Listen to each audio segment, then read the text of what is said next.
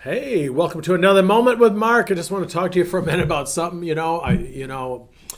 Life is funny. My wife and I have a camper, and I don't know if you're familiar with campers or not, but the newer ones usually have two propane tanks on them, and you just flip a little lever over to which one you want to use or whatever. Well, it's kind of funny because it's been a little chilly here in Western New York, and so we've had to run the heat a little bit in our camper. And so the other day I was like, well, I knew the one tank was getting low, but then I realized, okay, I better switch over to the other tank. I switch over to the other tank, and I'm like, why is the heat not coming on? I can't figure this out. So I still say, I said, well, let's just go home. Maybe it's just whatever. So we were leaving the camp for the day, and we would go home. So we go back out there the other day. I'm like, there's still no heat coming on in this thing. What is going on?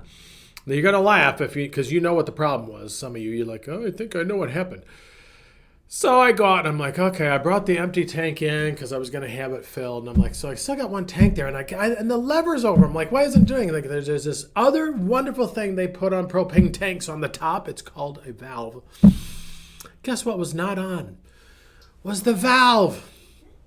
Now you're laughing. I laughed about it too. I texted a buddy of mine who helps me with things that I don't understand about my camper. And he goes, he thought I was a genius figuring it out.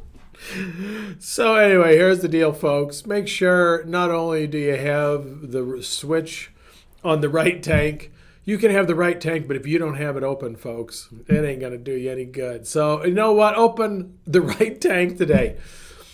Plug into Jesus. Turn over to Him. Let Him be the the energy and the joy that you need today, so that He's the one that's going to help you get things going. But you got to open the valve, people. You got to open the valve. So, on that note, Pastor Mark signing off. Grace and peace. Have a great day.